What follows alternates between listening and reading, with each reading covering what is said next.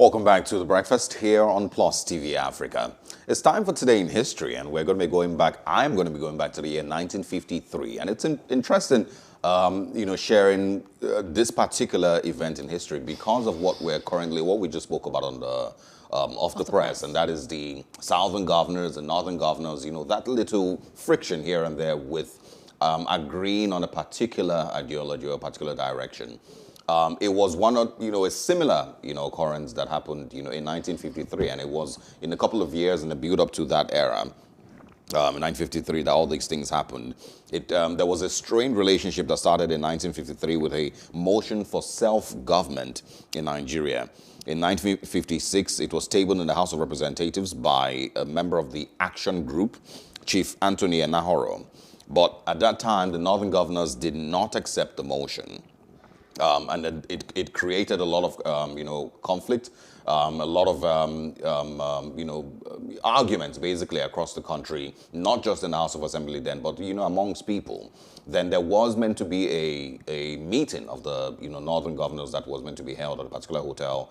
That didn't hold, and then on their way out, there was people who confronted them, and then, threw stones, booed them, called them names and all of that. And that was really the last straw that broke the camel's back then.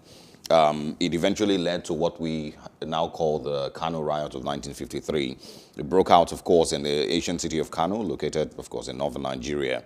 The nature of the riot really was clashes between northerners who were opposed to Nigeria's independence and the southerners who of course, supported the immediate independence for Nigeria back then. It was a very, very, dicey situation. But unfortunately, and, it's one thing that they always, point out that the riots, mostly centered around the Sabongari area of Kano State, which is an area filled with traders. And unfortunately, even if it was meant to be Anthony Enahoro and of course Akintola, who were basically the ones Samuel Akintola, who chaired the other side or the other half of the movement. The victims of the riot, were mostly Igbos. And this is one of the points that people would always reach out to say, that the Civil War, and the crisis really between the Igbos and Nigeria started way before the Nigerian Civil War started, and that there was already that little bit of friction, little bit of crisis between both sides, as early as 1953. But it was on this day that the Kano Riot, started and led to the death of 46 people. About 200, plus were injured. And it was mostly, of course, the Igbo traders and, of course, some of the northerners who were casualties of the Kano Riot. Really, Sergey, you have said it all, broke down the history of that situation, as it should. The Kano riots just reminds us, and all the whole situation in the 1950s reminds us of what's happening today, or what's happening today reminds us of the past, because we know how the south and the northern parts of Nigeria had different ideologies regarding independence, how the south wanted independence. Anthony Enahoro of the Action Group moved the motion for independence in 1954, saying that, or 1953, saying that Nigeria should be looking towards attaining self-independence or self-rule by 1956. But the northern leaders were opposed to that. We know how Ahmadu Bello said, instead of 1956, attempting to change the bill to as possible, or as obtain as soon as possible, rather than a definite time frame. Yes. Then, like you mentioned, when Samuel Akintola went from the south to the north to canvass and campaign for self-rule, we saw what happened, how a mob gathered at the hotel where the meeting was supposed to take place to say, trying to basically change the minds of the North towards self-rule, to say, let's be self-independent, but the Northerners were, they were against it, basically, calling on the British to help them, but they still wanted, continue the process of, colonialism and all of that. That caused that riots, like you mentioned, about 40-something people died, 46. Over 200 people injured, then that led to what we know as federalism today, because after that whole incident, the loss of lives, how some parts of government were saying this was an ethnic clash, others were saying no, this was essentially between Northerners and Southerners regarding the whole issue with self-independence. They were saying, let each state, after the whole Kano Riot of 1953, let each state become autonomous, let them control their own regions. And funny enough, when you look at the whole issue of restructuring today, that's basically what they're saying. Let all regions become autonomous, let them control their own resources. So it's almost like a reenactment of history. Absolutely. And still the whole issue, North-South divide. We know what happened on Tuesday in Asaba. Southern governors taking a stand on a particular thing. Northern governors are yet to say something, with one voice, but we know Mieti Allah has reacted. So there's just lots of division, South and North, right from time. Yep. Can we ever, just bridge the divide and reach peace? Well, Tunde Kalawole made, some statements earlier, talking about certain things that also need to be done, and, being able to accept that Nigeria is a secular, state, and, the northern states need to understand, that perspective. And, it's that level of acceptance, that we have struggled with for a very, very long time.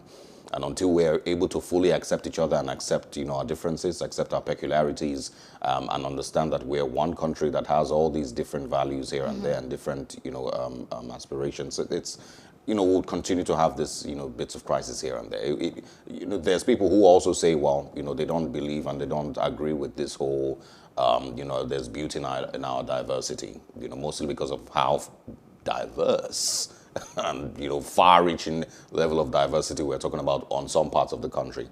But we need to do better, with uniting. We need to do better with understanding each other and tolerating each other as a country. And the scarce thoughts that we've had since the 1950s, Northerners afraid then that if we have self-independence, that the South was going to dominate them. And we're having fears now, the South thinking, it's just been Northern leaders, the North wants to dominate us, so they want a Southern leader.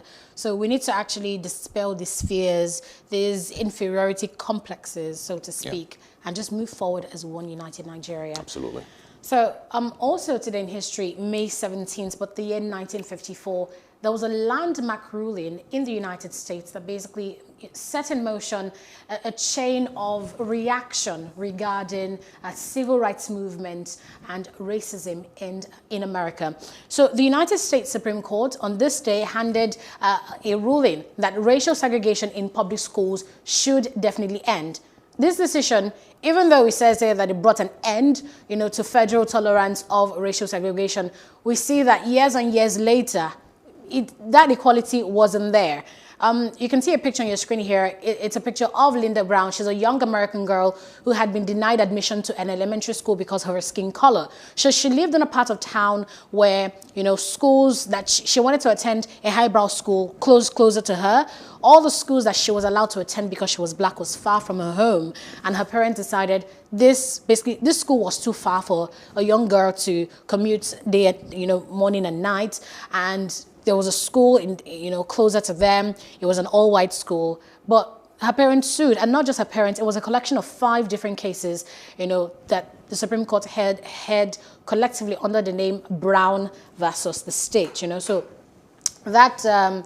In the case, the court ruled, the judge name is Warren, he ruled, quote, he says, to separate them, and by then here he means children in grade and high schools, to separate them from others of similar age and qualifications solely because of their race generates a feeling of inferiority as to their status in community that may affect their hearts and minds in a way unlikely to ever be done.